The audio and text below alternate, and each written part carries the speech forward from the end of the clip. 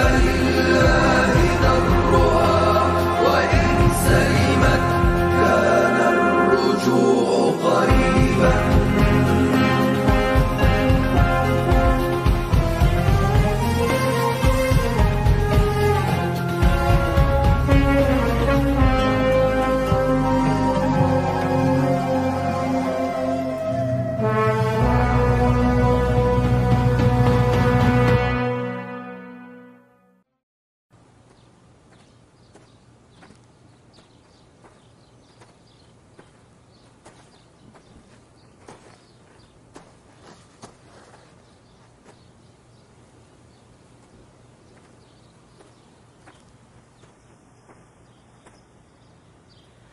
Assalomu alaykum, mo'minlar amiri.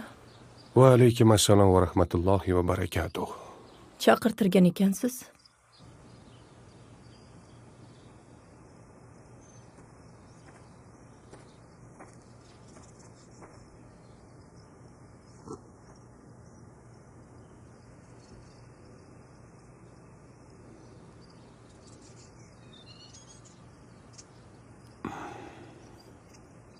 Ahvollaringiz yaxshimi, onajon? Alloh sizga baraka bersin. Alhamdulillah, yaxshimiz.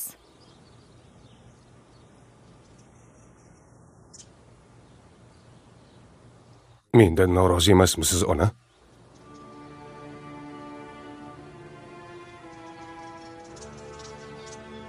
Farzandidan judo bo'lgan ona qanday bo'lardi? Ertayu kech uning haqqiga duo qilaman. Alloh umringizni ziyoda qilsin. O'zi suygan va rozi bo'lganini sizga ato etdi.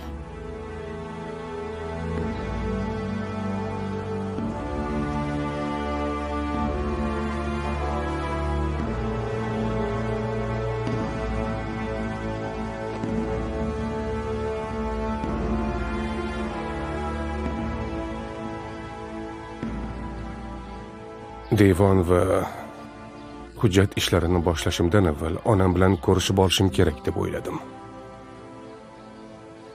Boshqaruv endi sizga omonat.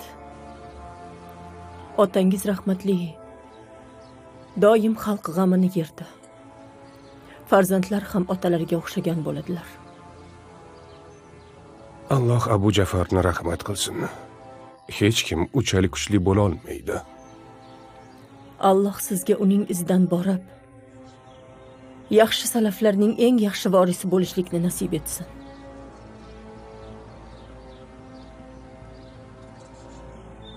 Ukangiz Aminni Alloh rahmat qilsin. Sizni mag'firat qilsin. Allohga hamdlar bo'lsin.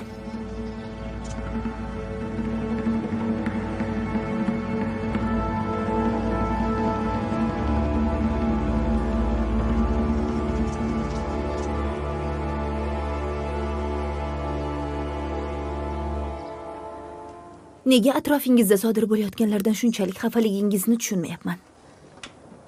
Butun umringni sulton va uning o'g'illariga bag'ishlamaгаning uchun meni tushunmayapsan. Qolaversa bir vaqtlar bizning qo'l ostimizda xizmat qilganlarga xizmatkor bo'lishga to'g'ri kelyapti.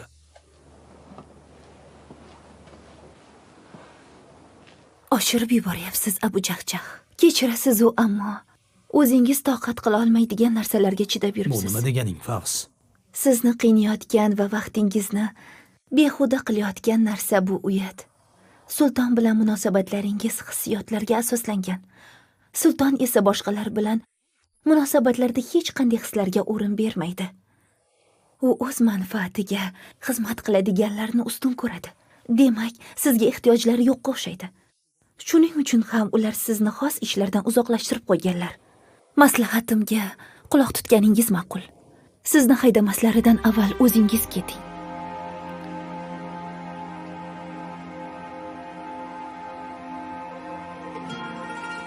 Balki gaplaring to'g'ridir, Favs.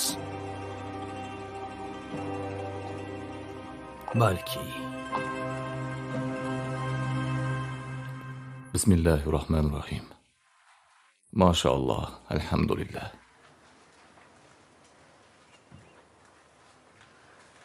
O'zingning ahvoling yaxshimi, Abbosa? Allohga shukr. Siz yaxshi ekansiz, men ham yaxshiman. Kichik Shayboniyning ahvoli qalay? Ko'rib turganingizdek yaxshi, alhamdulillah. Allohga shukr. Unga qanday ism qo'yishingizni aytmadingiz. Solih. Ismi Solih bo'lsin. Ilohim ismiga munosib bo'lsin. Solih. Chiroyli ism tanladingiz, Abu Solih.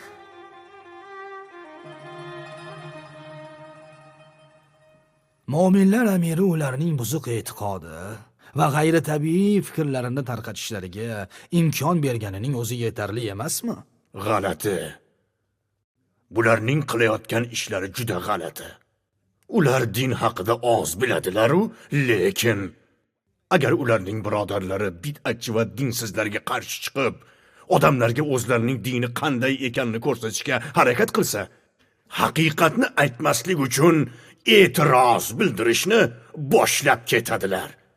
Bu kulgili emasmi axir? Buni nimasi g'alati, Abu Abdurahmon? Bu qavmning din ishlariga kelganda aqli yetmay qoladi-yu, dunyoni ishlariga kelganda yetarmidi? Gaplaring to'g'ri ibn Ashras. Ularni aybini topib odamlarni aldamang. Sizlar aytayotgan kishilar dinimiz olimlari va shayxlaridir. Ularni siz aytgandek aqllar yetmaydi emas, balki Qur'on va hadisni mantiq va fikrdan ustuvor deb biladilar. Qur'on va hadisni aql bilan tushunib, til bilan sharhlaydiganlarni ko'rganmisan, Ibn Aktam?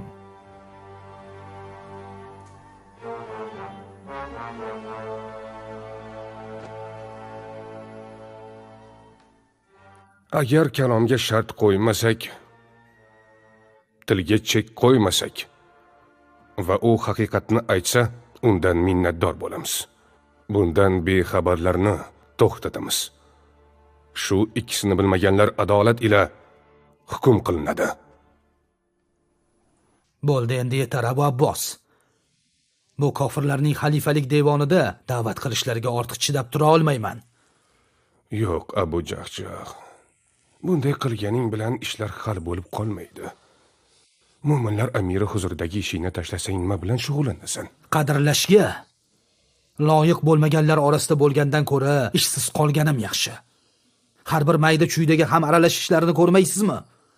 Ular yuqori mansablarini o'zlarining qarindoshlari yoki ularning yo'lida yurgan odamlarga berishadi. Men nimayam derdim. O'zim ham xor bo'lib, sinovlarni boshimdan kechiryapman. Agar Ma'mun meni afv etmaganida, hozir panjara ortida bo'lar edim. La havla va la quvvata illa billah. Ishlar shunchalikka boradi deb kim o'ylabdi deysiz? Oyning 15 qorong'u bo'lsa, 15 yorug'. Harun ar-Rashid va o'g'li Aminni Alloh rahmatiga olsin. O'sha paytlar Alloh baraka bergandi. Shon sharaf va qadr qimmat hammasi o'tib ketdi. Endi sabr qilishdan boshqa choramiz yo'q. Men ham duo qilyapman. Allohdan umidsizlikka tushirmasligini so'rayman. Chunki ishlar juda yomonlashayotganini ko'rib turibman.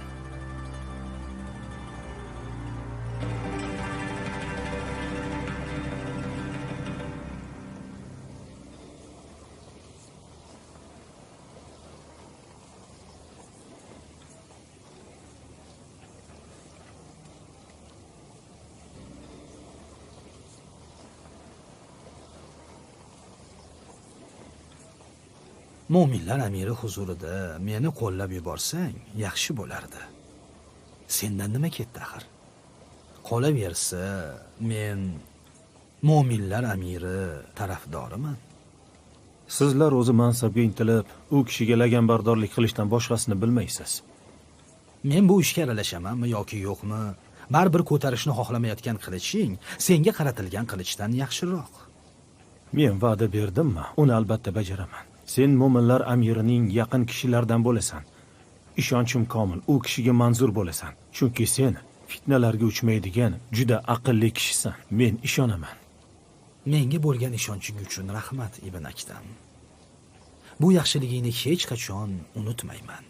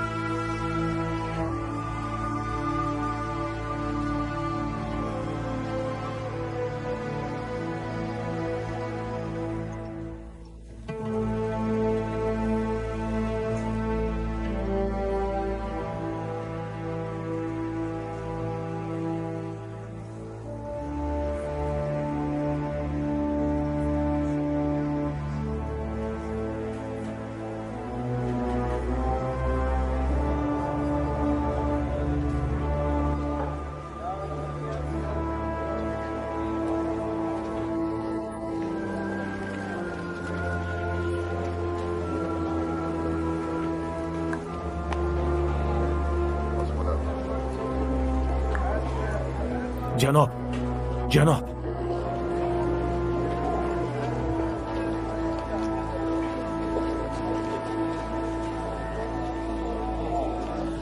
Usoma al-Bakri? Hasan ibn Zayd ibn Hasan aytadi. Bobom otalari Ali ibn Abu Talib roziyallohu anhudan rivoyat qiladilar. Men payg'ambar sollallohu alayhi vasallam huzurlarida Abu Bakr va Umar roziyallohu anhum kelishdi. Shunda u zot: "Ey Ali, bu ikkisi payg'ambarlar va rasullardan keyin jannat ahlining o'rta yosh va yoshlari sayyididirlar" dedilar. Seni yana ko'rib turganimdan qanchalik xursand ekanimni bilsang edi. Yo'q bo'lib ketganingga men seni Horunning zindonida yoki zolimlar qo'lida shahid bo'lding deb o'ylab yurgan edim. Men ishlarim ancha osonroq kechdi, Abu Abdurrahmon. Yengilroq bo'ldi. Oxirgi bir necha yillar uysiz yashadim. Horunning odamlari birodarlarimizni qo'lga olishdi. Sizni qidiruvga berishdi. Xudoga shukrki, ularni ta'ziqidan qutuldingiz. Shuncha vaqtdan beri qayerda eding? Allohning keng yerlarida.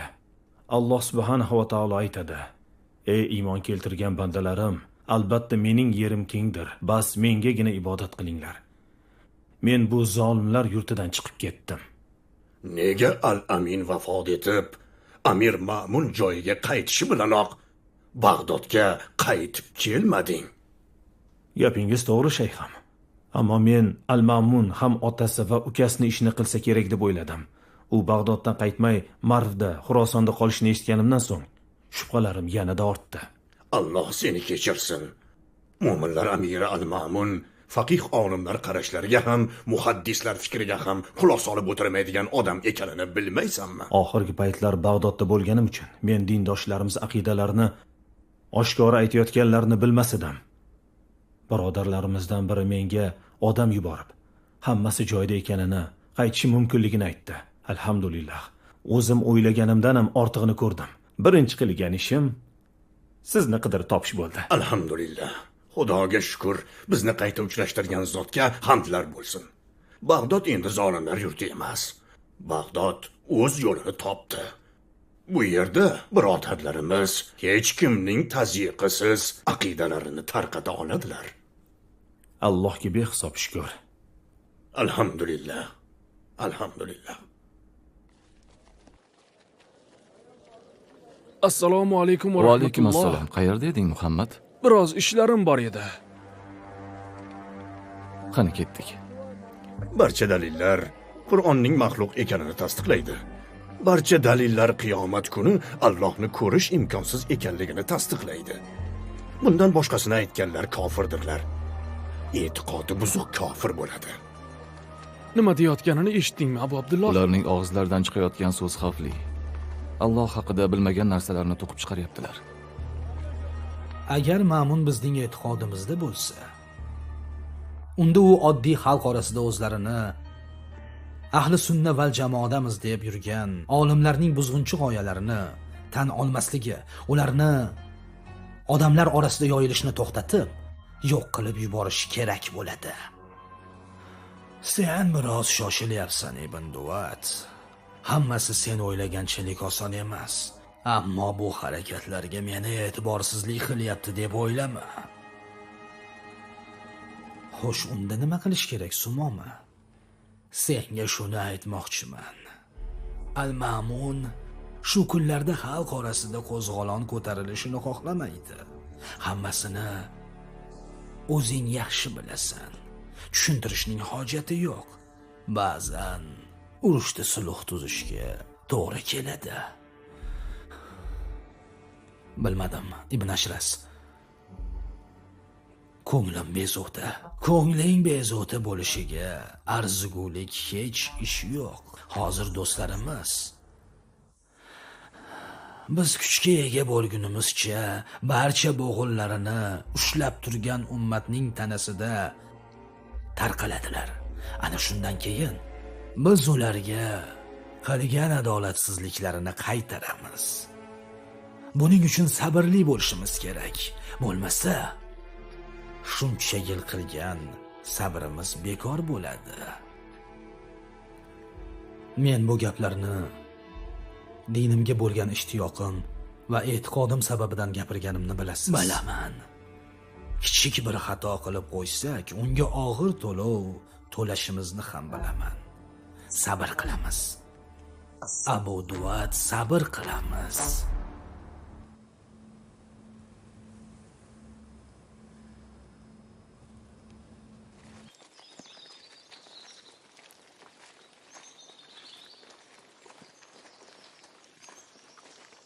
Bag'doddagi bu holatga ortiq chidab bo'lmaydi. Mu'tazili va jahmiylarni har yerda uchratish mumkin bo'lib qoldi.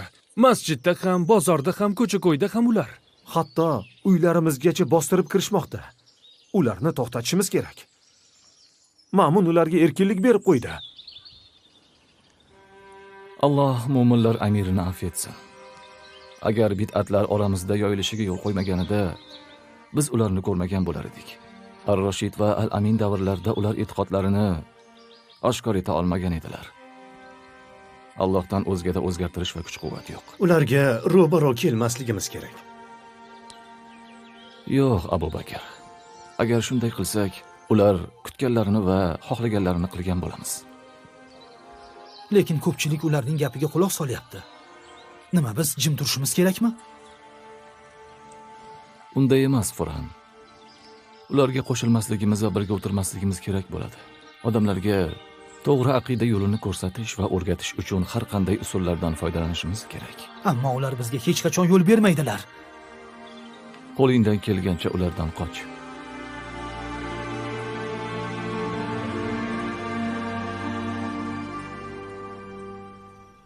Qaniydi rahmatli onam nabiralari Solihni ko'rganlarida. Alloh rahmat qilsin. Onangiz eng yaxshi turmush o'rtoq, ota bo'la oladigan insonni voyaga yetkazganlar. Onam nabiralari bo'lishini juda ham istardilar. Afsuski ko'rmadilar. Allohning irodasi va taqdiri ekan. Men uylanishimni uzoq kutdilar. Ammo ularning istaklarini amalga oshira olmadim. Nega ularni aytganlarini qilmadingiz? Ilmni deb Ummu Solih. Ilm hatto meni o'zimdan ham uzoqlashtirdi. Men ilm yo'liga chiqqan edim. Shayximni bir onga ham tark etmadim. Kim ham menga o'xshagan yigitga turmushga chiqishga rozi bo'lar edi. Yaxshi qilgansiz. O'sha paytdagi holingizda meni qo'limni so'raganingizda nima bo'lardi? Sayohatni to'xtatmaguningizcha sizni er sifatida qabul qila olmagan bo'lardim. Sizdek din va diyonatli insondan uzoqda yashashga qanday chidardim? Allohning o'zi seni asrasin, azizam. Onamni rahmatiga olsin. Ularga tushuntirsam-da ko'nmagan edilar. onangiz haqida gapirib bering. Ular kimga o'xshar edilar? Sizni qanday tarbiya qilganlar? Ahmad ibn Hanbaldek odamni kim dunyoga keltirganini bilmoqchiman. Men 10 yoshligimda onam meni bomdod namoziga biroz ertaroq uyg'otib, hozirlik ko'rdirardilar. Keyin qorong'uda masjidga yo'l olardik. Issiqni issiq, sovuqni sovuq demasdilar. Meni tashqarida kutib turardilar. Chiqqanimdan keyin uyga qaytardik. Onajon. Alloh onamni solihalardan qilsin. Chiroyli qalbli, bag'ri keng ona edilar. Oxiratlari obod bo'lsin. Alloh rahmat qilsin. Qani endi ularni ko'rganimda, ulardan o'rgangan bo'lar edim. Sen ularni ko'rganingda ularni albatta yaxshi ko'rib qolgan bo'larding. Ularning ortidan mo'minlar amiri turgan bo'lsa, kim ham mu'taziliylarga qarshi chiqa olardi? Mo'minlar amiri ularni qo'llab-quvvatlayapti. Alloh seni afv etsin, Abu Zakariya. Biz ularga qarshi chiqamiz. Ularning bid'at va zalolat yo'llariga qarshimiz. Musulmonlar, ulamolar yolg'onchilarga zarba berishlarini juda intiqlik bilan kutmoqdalar. Ular ummatning tanasiga kirdilar. Pichoq borib suyakka yetdi. Alloh olimlarga yordamchi bo'lsin Ibn Hani. Agar ular fisq va zalolatga qarshi tursalar, Al-Ma'mun bilan muqarrar jangga kirishadilar. Natijada dindorlar va hukumat o'rtasida kelishmovchilik yuzaga keladi. Xalifa Al-Ma'munga Alloh hidoyat bersin. U ukasi ham, otasi ham qilmagan ishni qildi. O'z ukasini qatl ettirdi. Endi esa qo'lini bid'atchi va zalolatdagilarga uzatyapti. Abu Nasr, ehtiyot bo'lishingiz lozim. Atrofingiz to'la josuslar. Sizni yo'qotishni istamaymiz. Din va sunnatni yo'qotish haqiqiy yo'qotishdir, Abu Zakariya. Bid'at va zalolat botqog'iga botib bormoqdamiz. O'zimni onam, otam va Nasr al-Hizayi nasli uchun fido qilishga tayyorman. Shuning uchun ham yaxshilikka da'vat etib, yomonlikdan qaytarishimiz kerak.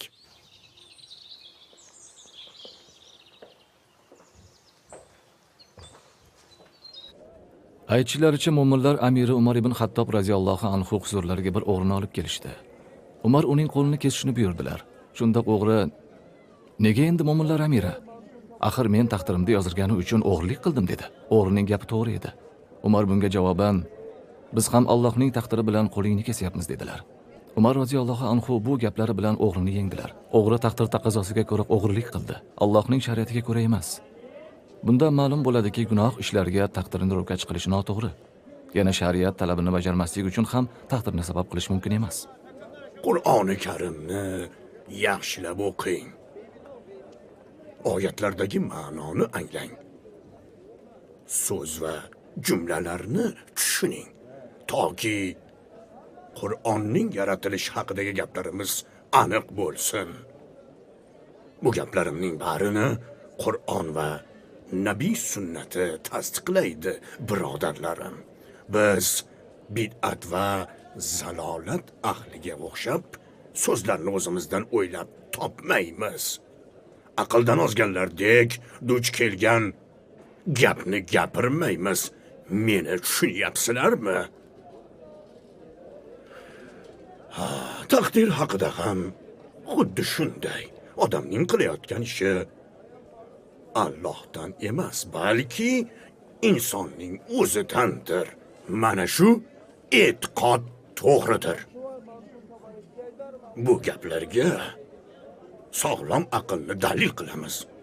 Uni donolik bilan quvvatlaymiz. Johillarning gaplariga aldanmang hech qachon. Fosiqlik domiga tushmanglar. Tushunyapsizmi?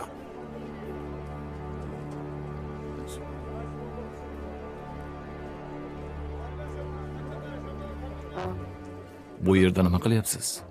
To'g'risi, biz aslida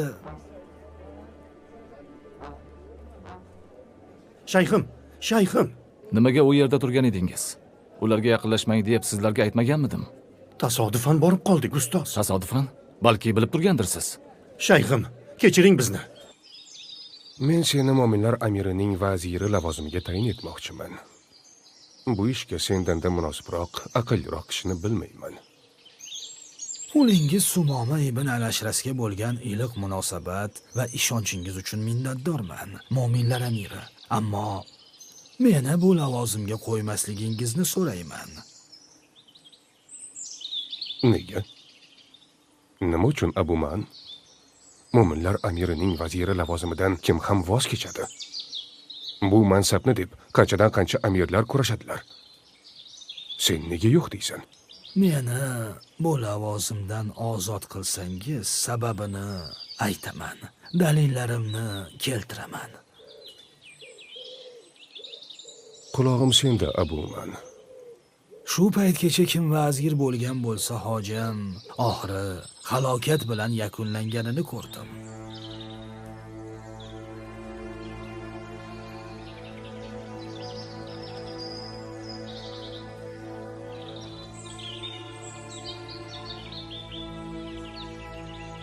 Halokat deysanmi? Qanday? Oqil odam boshqalardan ibrat oladi, mo'minlar amiri. Nodon esa o'zidan ibrat oladi. Otangiz va ukangiz vazirlarini qay ahvolga tushib qolganini ko'rdim. Alloh ularni rahmatiga olsin. Shuning uchun ham hojam yer ostida shoh bo'lib yotganimdan ko'ra, yer yuzida qul bo'lib yurganimni afzal deb bilaman.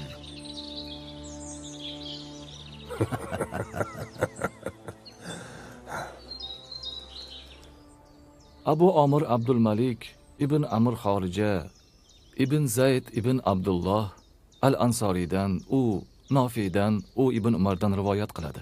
Rasululloh sallallohu alayhi va sallam Allohum islomni shu ikki kishi, Abu Jahl yoki Umar ibn Xattobning qaysi biri senga suyukliroq bo'lsa, o'sha bilan aziz et deb duo qildilar. U Umar edi. Rostdan ham gaplashdingizmi, Abu Abdurrahmon? Albatta. Nega endi? O'zimiznikilar qiyinchiliklarga uchraganda ularga qo'limdan kelgancha yordam bermasligim kerak.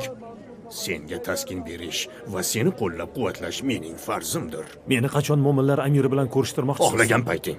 Shunchaki xizmatchiga men bilan ekaningni aytasan va biz o'zimiz seni mehmondo'stlik bilan kutib olamiz.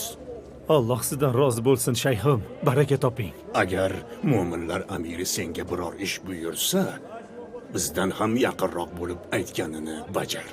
Uning atrofida faqat bizning odamlarimiz bo'lishi kerak. Bizdan boshqalardan hech gap eshitmasin. Boshqalar ham undan hech gap bila olmasinlar. Tushundim. Mo'minlar amiri hozircha biz tarafda. Alloh asrasin uni. Sultonlar qalbi kuz osmoniga o'xshaydi. Qachon bulut qoplashini bilolmaysan. Amirimiz mendan xursand bo'ladilar. Siz ham mamnun bo'lasiz. Yur.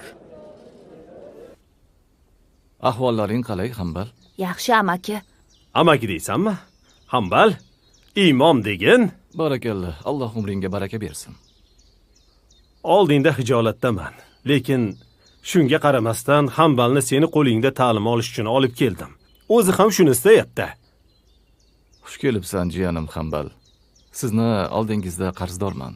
Qilgan yaxshiliklaringizni aslo unutmayman. Alloh sizni ikki dunyoda ham yaxshiliklar bilan siylasin. Alloh salomat qilsin. Baraka top, imom. Bu yo'lda, ilm yo'lida ozmuncha qiyinchilik ko'rmading.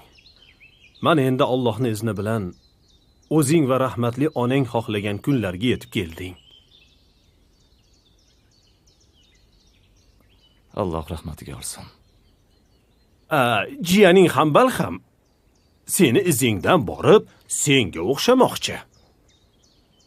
Ilm va fiqhda faqat Muhammad sallallohu alayhi va sallamga o'xshashimiz kerak. Sallallohu alayhi va sallam. Qarab tursam, jiyaning bilimga chanqoq bola. Keyin o'zimga o'zim modomiki o'zi istayotgan ekan, qolaversa Bag'dod shayxi uning amakivachchasi bo'lsa, imkoniyatimiz yetarli dedim. Hanbaliylarning hammasiga ham eshiklarimiz ochiq. Lekin aytingchi amaki, Hanbal Qur'oni Karimni yod olib bo'lganmi? Rosti, Qur'on yodlashni hali tugatgani yo'q. Ammo shunga harakat qilyapti. Menimcha, u 20 porani yod olgan. 22 pora. Ziyrakligini qarang. Barakalla Hanbal. Yaxshilab eshit. Hadis sharifni yod olishdan oldin Qur'oni Karimni yodlash kerak. Qur'onni yodlab bo'lishing bilan daftarlaringni olib meni uyimga kelasan. Men seni kutaman, tushundingmi? Ha. Barakalla.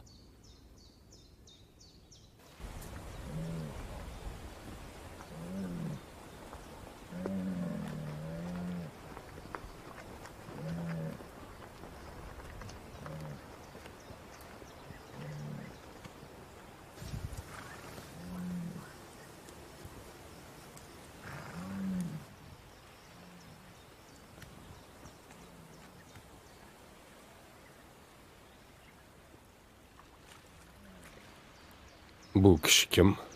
U Behlul hazrati oliylari. U bilan gaplashmoqchiman.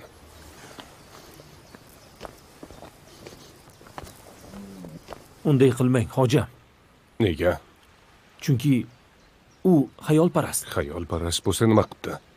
Bilasiz-ku, u g'alati gaplar gapiradi. Shuning uchun ham u bilan gaplashmoqchiman. Yurmay bilan.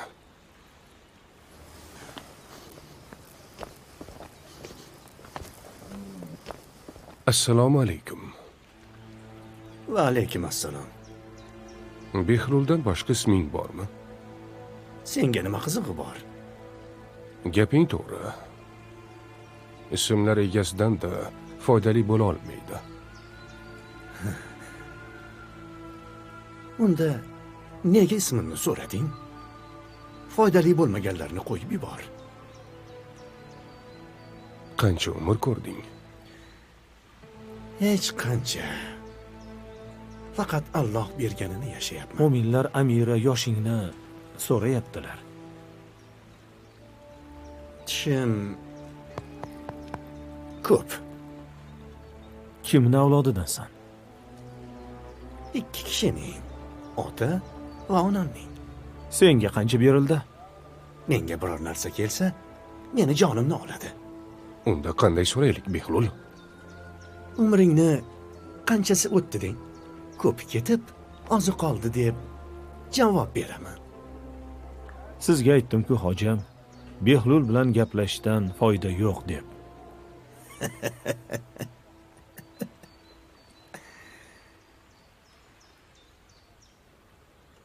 Mo'minlar amiri Al-Ma'munni qanday deb o'ylaysan, Behlul? Qani gapirchi. O'z ukasini o'ldirgan Ma'munni yaxshi deb o'ylashim kerakmi?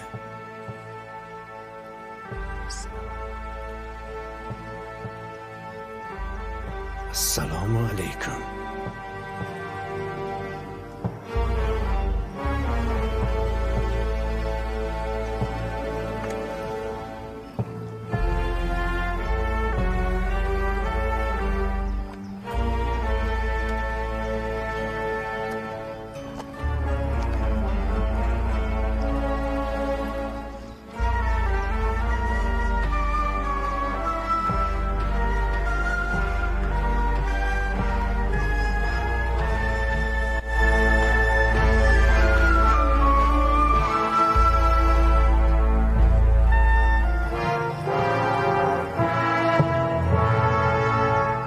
O'z ukasini o'ldirgan Ma'munni yaxshi deb o'ylashim kerakmi?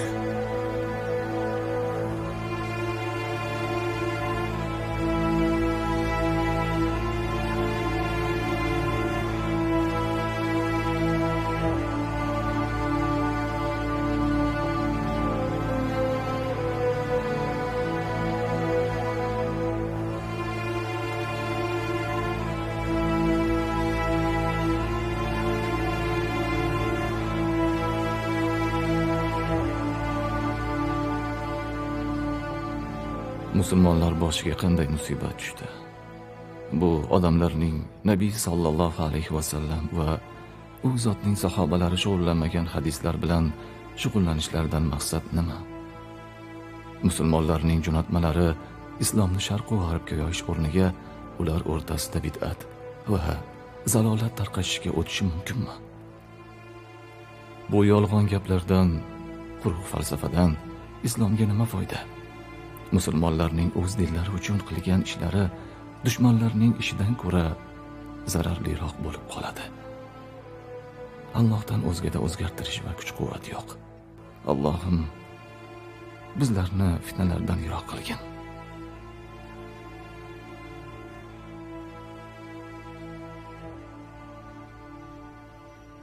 Hali ham uxlamadingizmi, Ahmad? Biroz mizg'ib oldim. O'zingizni qiynab qo'yapsiz. Tanangizning ham sizda haqqi bor. Tanam yetarli darajada orom oldi, Ummu Solih. Alloh menga sog'lik va xotirjamlik bergan ekan, ularning haqqini ado etishdan to'xtamayman. Bora qol. Menga achinishni bas qildi, borib tahorat olib namozingni o'qi. Hademay tong otadi.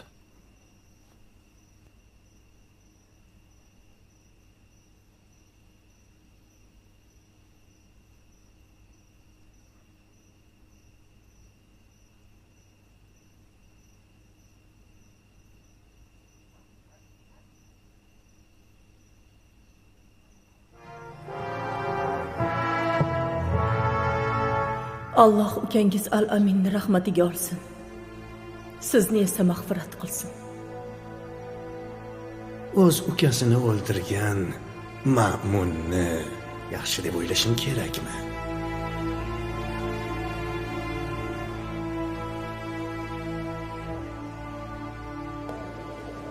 Mo'minlar amiri bilan uchrashish qanday sharaf, Ibn Abi Duvat, qanday sharaf. Mo'minlar amirini ko'rganda hayajondan gapira olmay qolamanmi deya qo'rqaman. Bu uchrashuv men uchun hal qiluvchi bo'ladi. Yo osmonga chiqib ketaman, yo yerga kirib ketaman. Xavotir olma, Abu Duvat. Uning hurmatiga sazovor bo'lasan. U seni yoqtirib qoladi. Bilasanmi nega? Chunki sen qobiliyatlisan. Senda tug'ma iste'dod bor. Iste'dod, tushunyapsanmi? Bizga xavfsizlik va xotirjamlik bergan Mo'minlar amiri Al-Ma'mun bilan uchrashishni intizorlik bilan kutyapman. Alloh undan rozi bo'lsin. U boshqalarga o'xshamaydi. Bo'ldi, ketdi, kechikmaylik. Yura qol.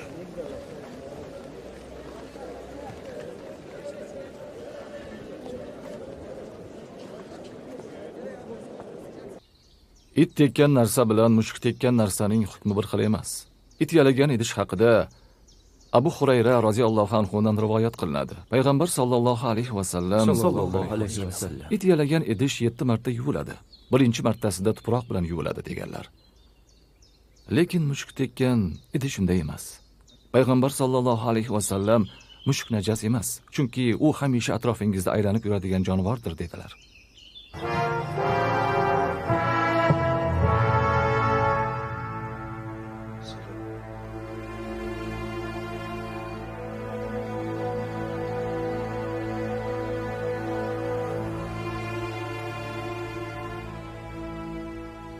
Qulingiz Ahmad ibn Abu Duvat al-Yadiyman. Qozimiz Ibn Aktam sen haqingda aytgan edi.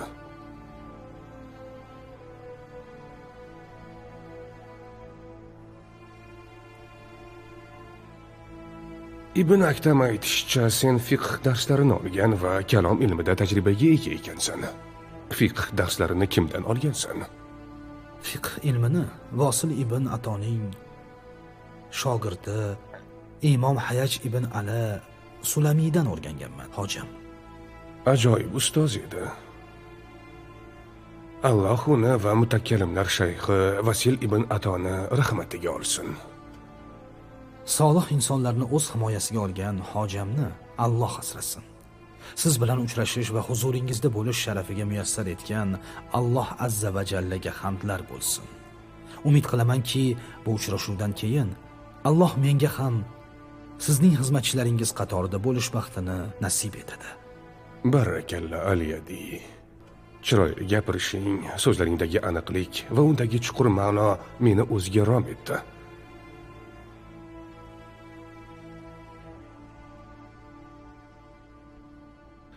Bag'dod faqihlari va ulamolari o'rtasidagi munozaralarga nisbatan fikring qanday?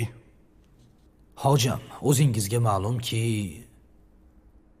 Allohning g'azabini keltiruvchi ishlardan yiroqman. Allohni biror narsaga qiyoslaydigan, oxirat kunida Allohni ko'rish mumkin deydigan ba'zi bir kishilardan uzoqman. Alloh ularni affetsin. Shuningdek, Qur'on haqida uni maxluq emas deb aytayotganlar bo'lsalar, ular Alloh azza va jallani bunga noloyiq deb biladilar. Astag'firulloh. Sen aynan biz xohlagan odam ekansan, Ibn Abu Duvat.